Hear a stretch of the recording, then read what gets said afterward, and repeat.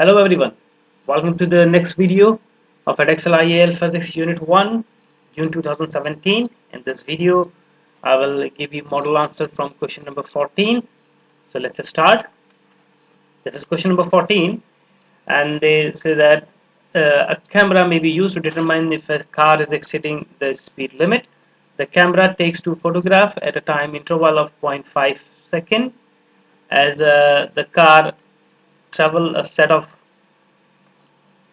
equally spaced road marking as shown. Measurement from the photographs enables us to speed of the car to be calculated. Explain why the speed calculated as an average speed. They are talking about two different photographs, and in two different photographs, the speed of the car might be different. And of course, if you take the total distance divided by time taken,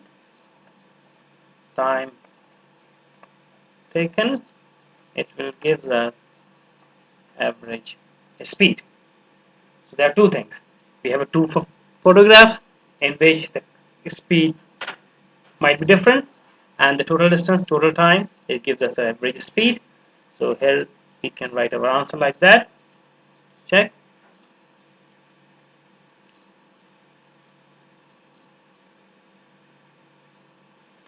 Okay, next part.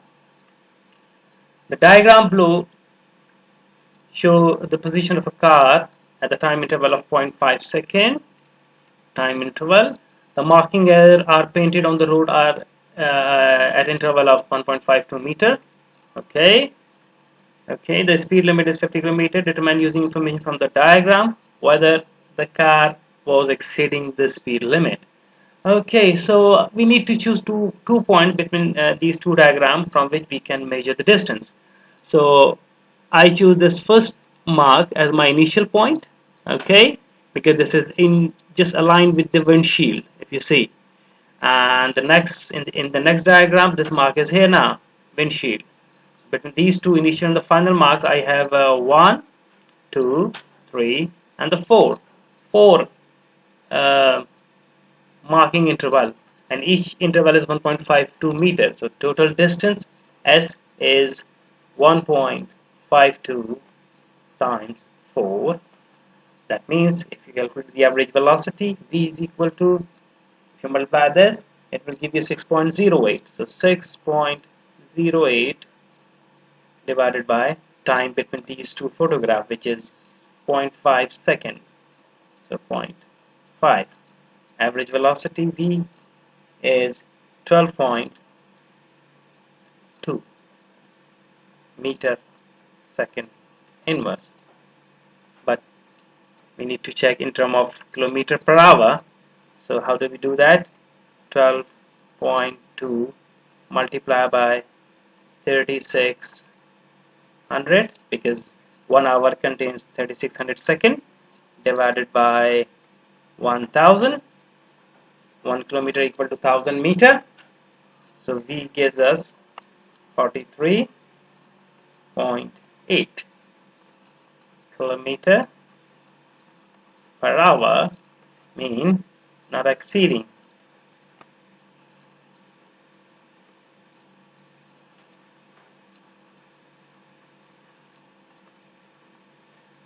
Okay, so next part. The position of the camera may result in an error in the calculated speed. Suggest why. Most of the time, this is the road, and cameras are installed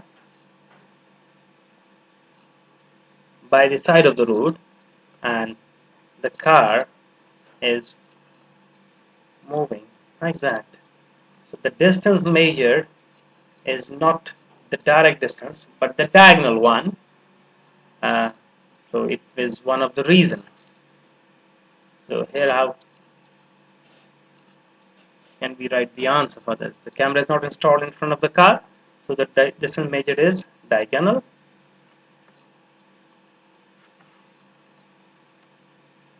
Okay. Next question. A student investigated the motion of a small sphere falling through oil. The sphere was released at the top of the cylinder containing oil, and measurements were taken to enable a terminal velocity of the sphere to be determined. Describe the apparatus the student used and measurement to be taken. The student does not have access to the motion sensor and data logger. You may include a label diagram in your answer. Okay. Okay, so in this experiment, we can use a kind of a cylinder in which we have a oil, some kind of a liquid, viscous liquid, and we drop a small sphere, and this sphere falls through under its own weight through the liquid. Okay, and when it is moving into the liquid, and upthrust and of course drag force acts on the sphere. But in this simple experiment, what do we need to do? We need to mark some position. Okay, position number 1, position number 2, position number 3, and so on.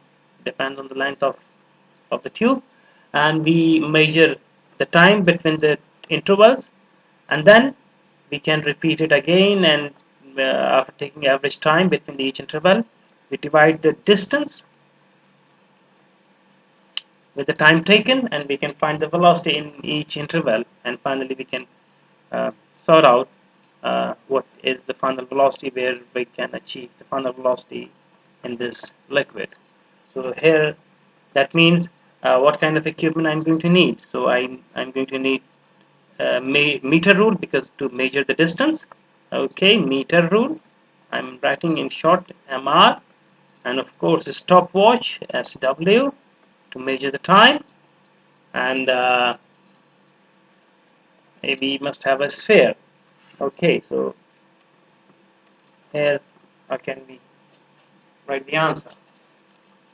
So the apparatus to be used are a cylinder containing oil, a small sphere, stopwatch, meter rule, and we have a marking position.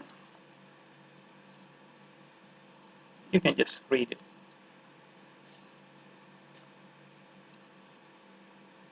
This is the diagram, you can say. Okay, next question.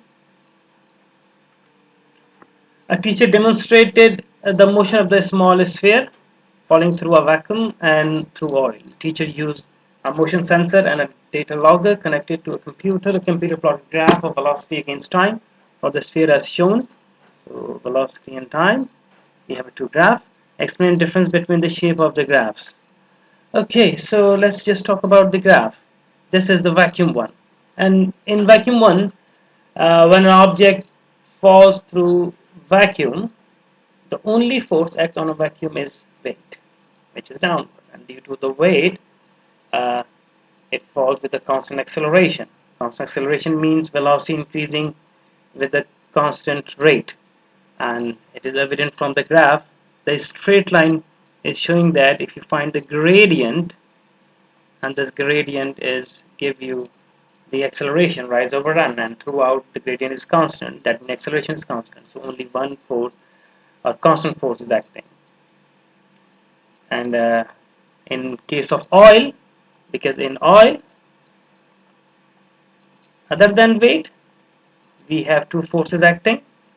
One is upthrust and the drag force. So initially, weight is greater than the upthrust plus drag, so it is accelerated downward, and velocity is increasing, which is shown with this portion of the graph. But the time comes when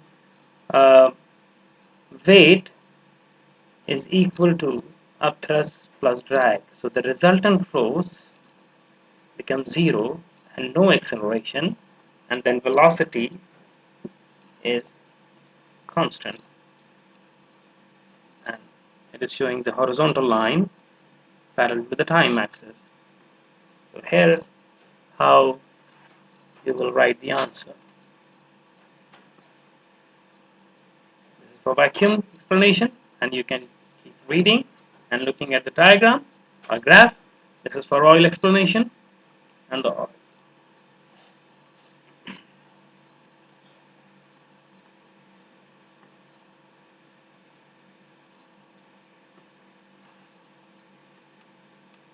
Let's see the next question. Okay, so forces of 19 Newton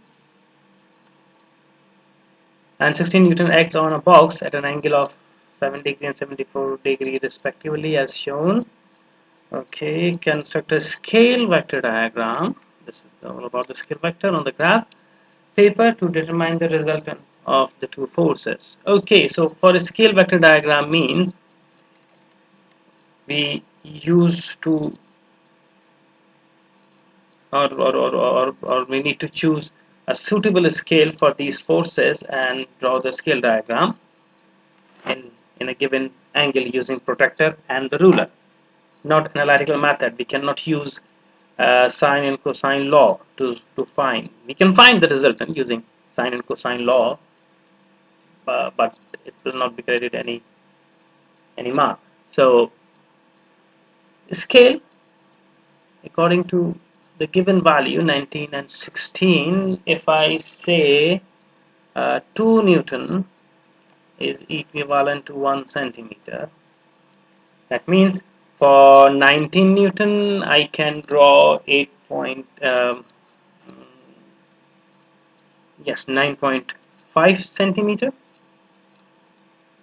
line, and for 16 I need to draw 8 centimeter with the given angle. So the way, if you draw XY axis and the X axis, first you need to use a protractor, and at 7 degree, for 7 degree you draw a line of 9.5 centimeter. Okay, it's just a rough sketch on my side, and at this angle must be 7 degree. You can use protractor to measure this 7 degree, and because you need to find the resultant, so this 16 vector 16 degree should be sorry, not 16 degree, it's a 16 Newton, which is a equivalent to 8 centimeters. 8 centimeter line I'm going to draw at head of the 19 vector with the given angle. So for 74 degree I'm going to use the dotted line for x-axis to measure the 74 degree, and then using protractor I'm going to use for, sorry about my drawing, it's just hand-free drawing, so it should be 8 centimeter, and the angle between the horizontal line, the dotted one, it should be 74. Okay, and then if you join the head of the last, tail of the first, you can have the resultant one. And if you measure the length of this vector, the length should be around I guess in my working where it should be 14.6 centimeter, and if you convert 14 point here 14.6 centimeter, it's 14.6 centimeter. As per the scale it is 29.2 newtons. That is your resultant force. And for need to measure one more thing, which is the angle.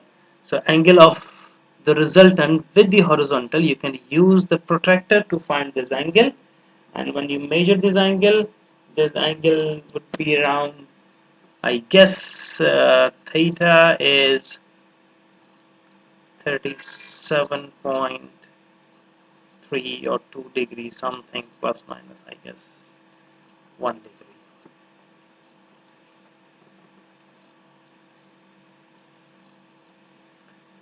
Okay, so let's see the next part. Okay, a force of 45 Newton is applied to a box at an angle of 30 degree to the ground as shown, and Okay, 30 degree 45. Complete the free body diagram for the box, assuming the surface of the ground is not smooth. If surface is not smooth, that means we have a friction. Okay, F acting in opposite direction. So box is moving rightward, so friction would be leftward. So for free body diagram, I can say I have a weight acting downward and then friction. This is the free body diagram.